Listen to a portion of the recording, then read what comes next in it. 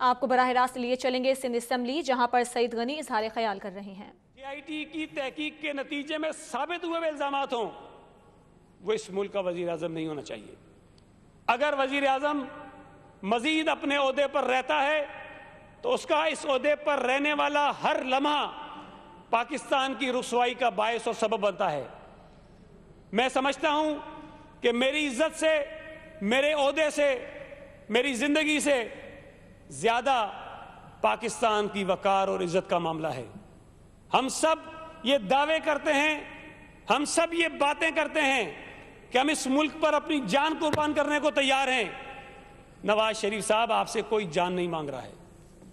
آپ سے اس ملک کی عزت بچانے کے لیے ہم صرف یہ کہہ رہے ہیں کہ اپنا عہدہ چھوڑو۔ اگر سپریم کورٹ نے یہ کہہ دیا کہ آپ دودھ سے دھلے ہوئے، آپ نے کچھ نہیں کیا، اسمبلی میں آپ کی اکثریت ہے، دوبارہ آ جانا۔ یہی اسمبلی آپ کو ویلکم کرنے کی قرارداد بھی پاس کرے گی، اور یہی اسمبلی آپ کو یہ حمایت کا یقین بھی دلائے گی کہ آپ مزید اپنا جتنی بھی ٹرم ہے وہ اس عہدے پہ رہو۔ لیکن آج کا دن یہ تقاضا کرتا ہے کہ آپ کسی بھی صورت میں اس عہدے پر رہنے کے لائق نہیں ہیں۔ اور اس سے ہٹ کر میڈم اسپیکر، ایک اور بہت بڑا مسئلہ ہے۔ پاکستان کو بہت سارے بحرانوں کا سامنا ہے۔ ہمارے ملک میں دہشت گردی ہو رہی ہے۔ کل لاہور میں بہت بڑا واقعہ ہوا ہے۔ ابھی پچھلے دنوں میں مختلف مقامات پر پولیس کے اہلکار، فوج کے جوان، بے شمار لوگ یہاں شہید ہو رہے ہیں۔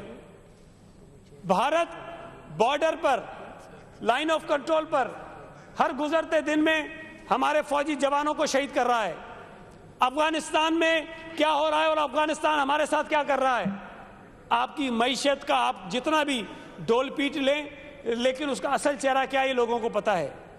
اتنے بحرانوں میں گرے ہوئے ملک میں آج کوئی حکومت آپ کو نظر نہیں آ رہی ہے۔ حکومت کی، وزیر اعظم کی، کابینہ کی جو توجہ ہے وہ صرف اور صرف سپریم کورٹ اور JIT پر ہے۔ ان کی پوری توجہ صرف اور صرف میڈیا میں اس چیز کو ڈیفینڈ کرنے پہ لگی ہوئی ہے کہ ان کے خلاف کیا عدالتوں نے کیا کہا ہے یا JIT نے کیا کہا ہے اور ہم اس کی صفائیاں کیسے پیش کریں۔ یہ ملک اس وقت میں سمجھتا ہوں کہ کسی حکومت کے بغیر چل رہا ہے۔